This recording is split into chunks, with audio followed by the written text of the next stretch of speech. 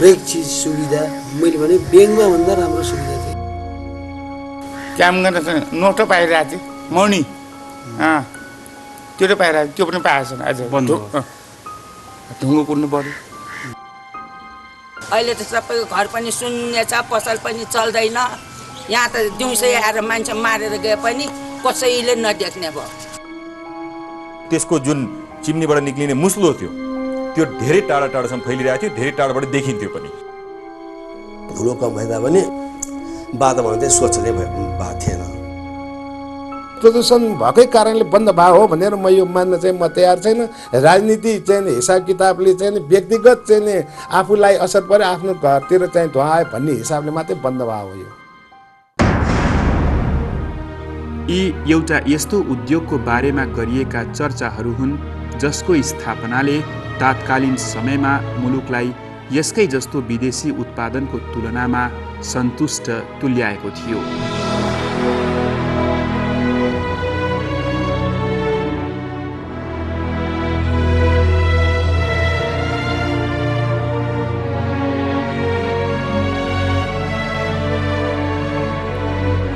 स्तरीय मानिएका यसका उत्पादनबाट केही हदसम्म भए पनि मुलुक आत्मनिर्भर भएको थियो।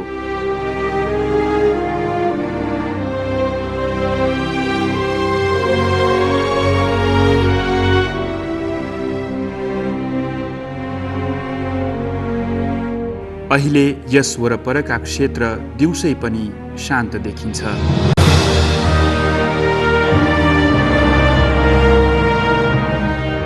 विगतका चहल पहलहरू कल्पनामा मात्र सीमित हुन पुगेका छन्।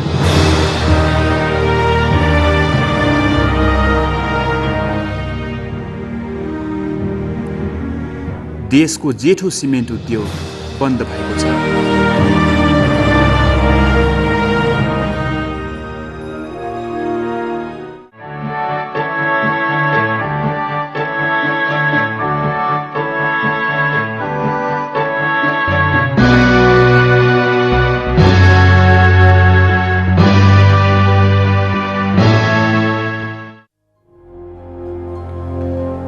कीर्तिपुर नगरपालिका वडा नम्बर 14 ढुङ्गाखानीदेखि मुख्य कारखानासम्म करिब 1200 रोपनी क्षेत्रफलमा हिमाल सिमेन्ट कारखाना विस्तारित छ।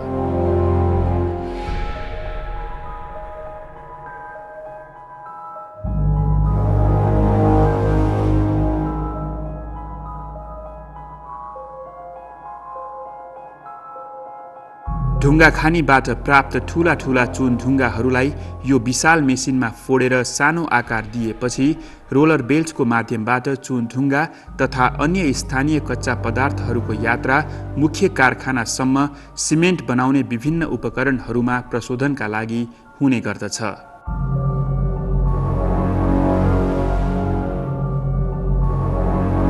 सिमेन्ट निर्माणका लागि मुख्य कच्चा पदार्थ चुन ढुङ्गा पाइने क्षेत्र नजिकै नै सिमेन्ट कारखाना स्थापना गर्ने गरिन्छ।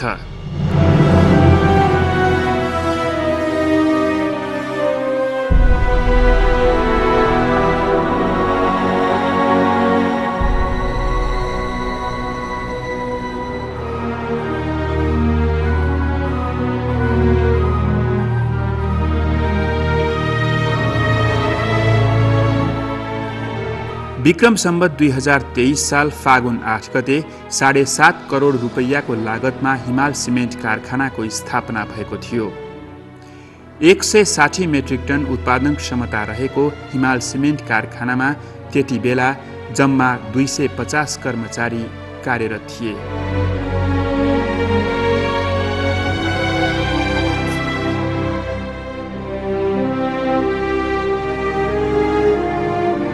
कारखानाको आवश्यकता तथा समयको माग अनुसार विभिन्न समयमा क्षमता विस्तारका लागि थप आधुनिक उपकरणहरू जडान गर्दै लगियो।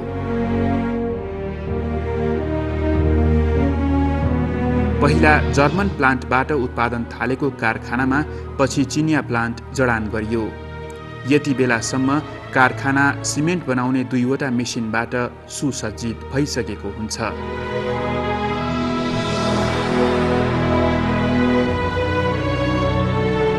परम्परालाई निरन्तरता दिँदै मुलुकका सत्तासीन राजनैतिक हस्तीहरूबाट शिलान्यास तथा उद्घाटनहरू पनि हुँदै गयो। हिमाल सिमेन्ट कारखानाले आफ्नो गति लिइसकेको थियो।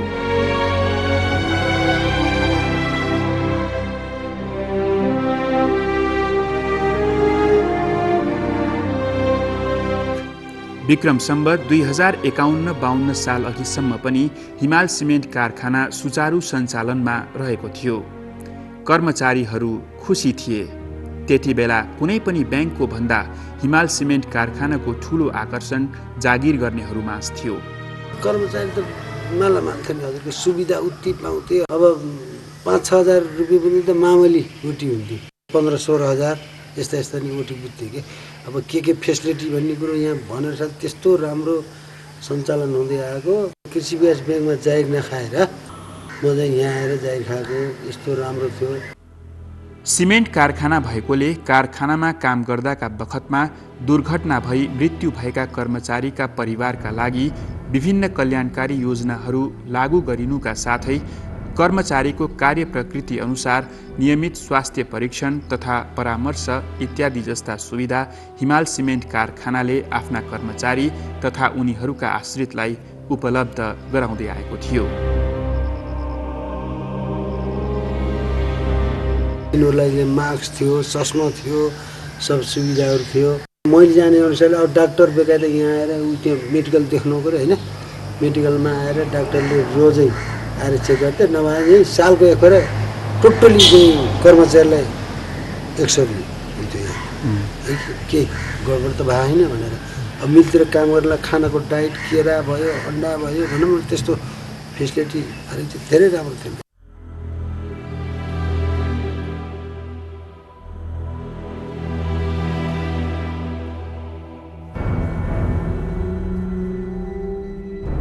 कर्मचारीहरूको खुसीको अर्को कारण हिमाल सिमेन्ट कारखानाको उत्पादनप्रति उपभोक्ताहरूको विश्वास पनि थियो।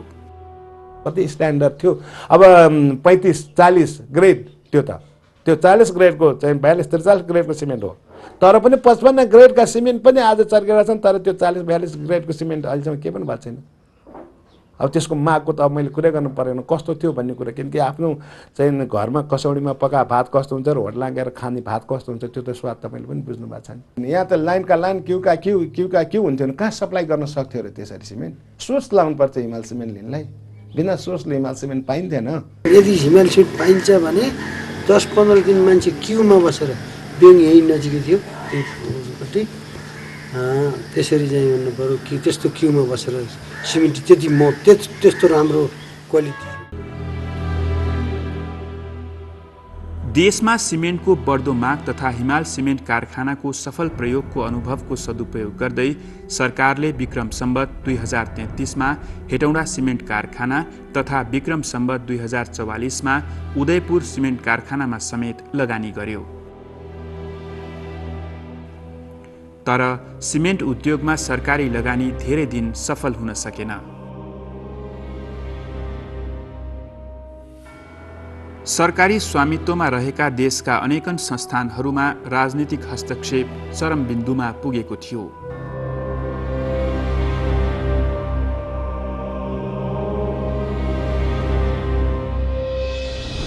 यसबाट ढिलै भए पनि हिमाल सिमेन्ट कारखाना अछुतो रहन सकेन। 160 मेट्रिक टन उत्पादन क्षमता र 250 कर्मचारीबाट सुरु भएको यो कारखानामा कर्मचारी सङ्ख्या 693 सम्म पुग्यो।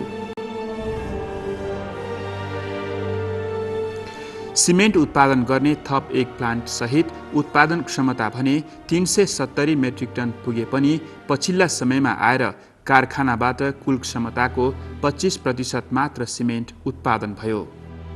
जबकि 693 कर्मचारीलाई दिइने तलब र कारखाना सुचारू सञ्चालनका लागि कुल क्षमताको 50% उत्पादन जरुरी थियो।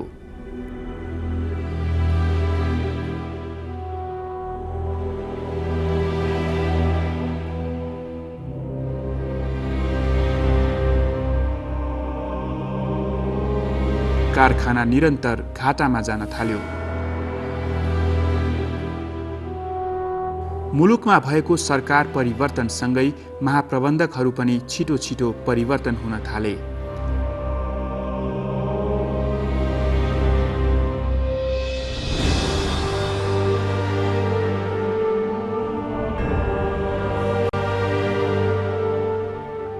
यस्तो परिवर्तन कारखानाको भन्दा पनि निजी स्वार्थतर्फ उन्मुख हुँदै गयो।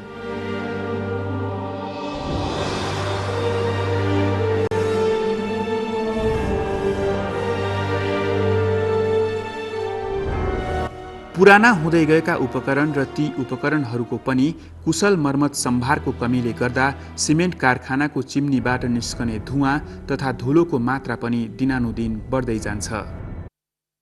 हिमाल सिमेन्ट बाइ इटसेल्फ एउटा चाहिँ major source of air pollution भइरहेको थियो र त्यसको जुन चिम्नीबाट निक्लिने मुस्लो थियो त्यो धेरै टाढा टाढासम्म फैलिरहेको थियो, धेरै टाढाबाट देखिन्थ्यो पनि र त्यसले स्थानीय वातावरणमा त असर परेको छ भनेर स्थानीयवासीहरूले पनि बारम्बार भनिरहेकै छ। त्यो भने वातावरण कस्तो वातावरण भयो त्यो म जे पनि भनिदिन्छु भन्नु छ। पोल्युसन भनेर हामी यहाँको गाउँलेहरूले अलिकति विरोध चाहिँ गरेकै नै हो, तर गर्दाखेरि जुन बाहिरको मान्छेहरूले अलिकति पोइन्ट पाए। कारखानाले फैलाएको धुवाँ तथा धुलोको विरोध सर्वप्रथम चोभार क्षेत्रकै बासिन्दाबाट भयो। स्थानीय बासिन्दाको विरोधले समय बित्दै जाँदा विभिन्न वातावरणीय सङ्घ संस्थाको पनि साथ पाउँछ। कथा यतिमा मात्र सकिन्न। स्थानीय तहमा भएको सानो विरोधले अब राजनीतिक नाराको रूप लिइसकेको हुन्छ। आफूहरूले गरेको विरोधको परिवर्तित रूपबाट यस उद्योगसँग वास्तवमै सम्बन्धित यहाँका बासिन्दा तथा कर्मचारीहरू विरोधले ल्याउने भयावह परिणतिका बारेमा सोच्न पुग्दा ढिलो भइसकेको हुन्छ। 2058 पौष 5 गते मुलुक सङ्कटकालीन अवस्थाबाट गुज्रिरहेका बेला प्रदूषण फैलाएको कारणबाट कारखानालाई राजधानी बाहिर सार्ने तथा कर्मचारीहरूलाई अनिवार्य अवकाश दिने गरी हिमाल सिमेन्ट कारखाना बन्द गरिन्छ।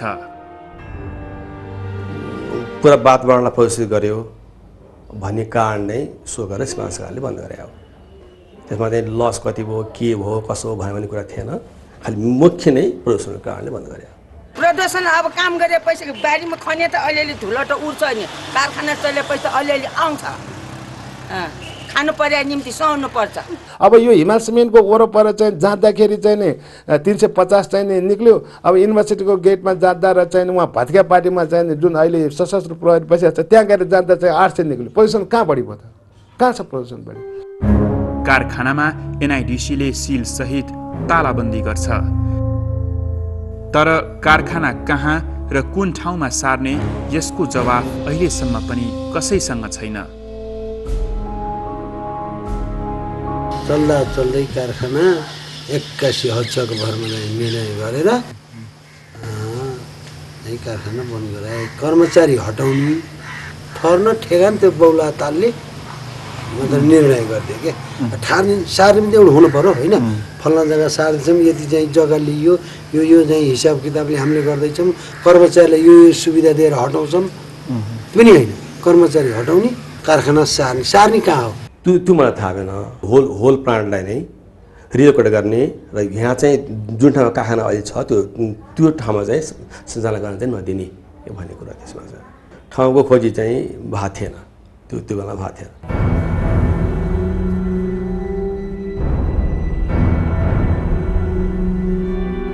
प्रदूषण नियन्त्रणका लागि कारखानाले प्रयास नगरेको पनि होइन।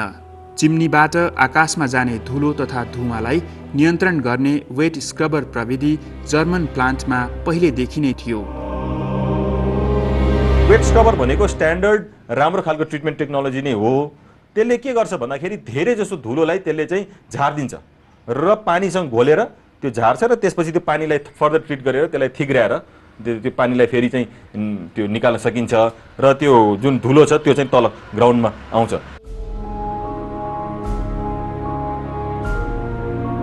कारखानामा चिनिया प्लान्टका लागि पनि उपकरणहरू ल्याइसकेको तथा त्यसको जडानका लागि आवश्यक पूर्वाधारहरूको तयारी पनि केही मात्रामा पूरा भइसकेको थियो। तर चिनिया प्लान्टमा वेट स्क्रबर उपकरण जडान गर्ने योजना अधुरै रह्यो।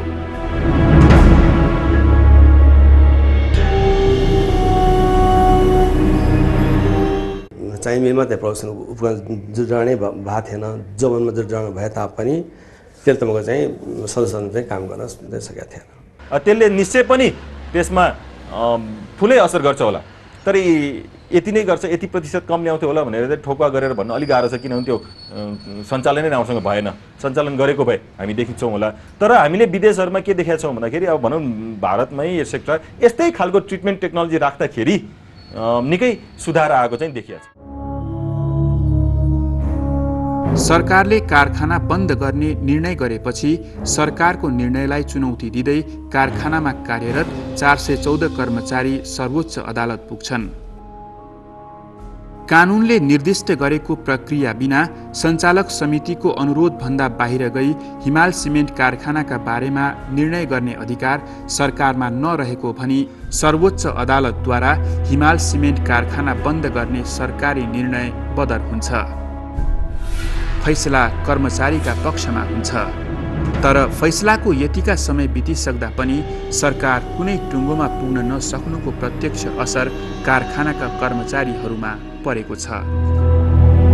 अनेक बेला चाहिँ पैसा पाए उपचार गरे अन्त जान दिन आएपछि जानै पर्थ्यो, तर चाहिँ अलिकति चाहिँ मान्छेले त्यस्तो टाइममा समयमा पैसा नपाएर जग्गा लगाएर उपचार गराउन नसकेर कोही मान्छे हाम्रो कर्मचारी 4-5जना जति त्यस्तो भयो।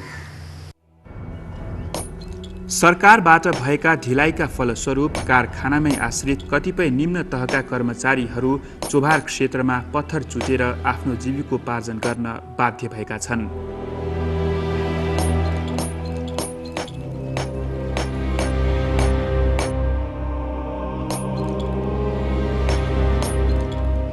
पत्थर आपूर्तिको स्रोत भएको छ कारखानाकै स्वामित्वमा रहेको ढुङ्गा खानी।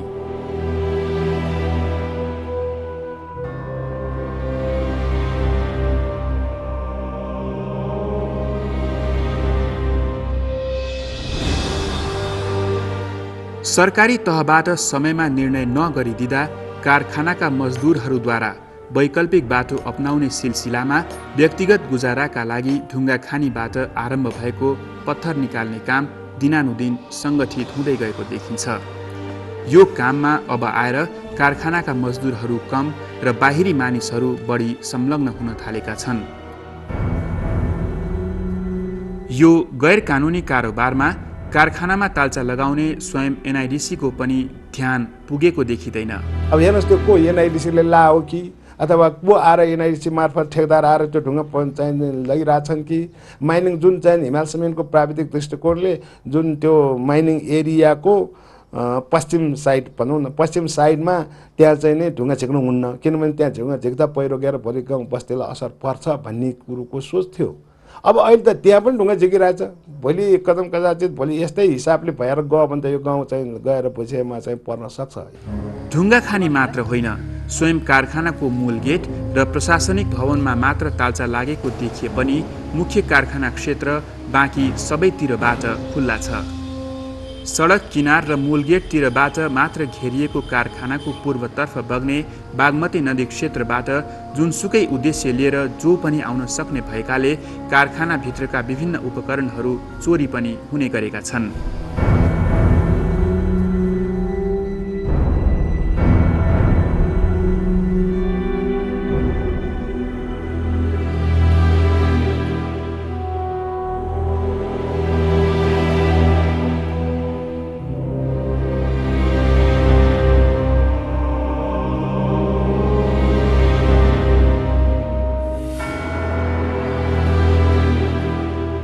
खास गरी विद्युत आपूर्ति बन्द भएपछि कारखानाका विभिन्न मोटरमा रहेका महँगा तामाका तारहरू चोरी भएका छन्।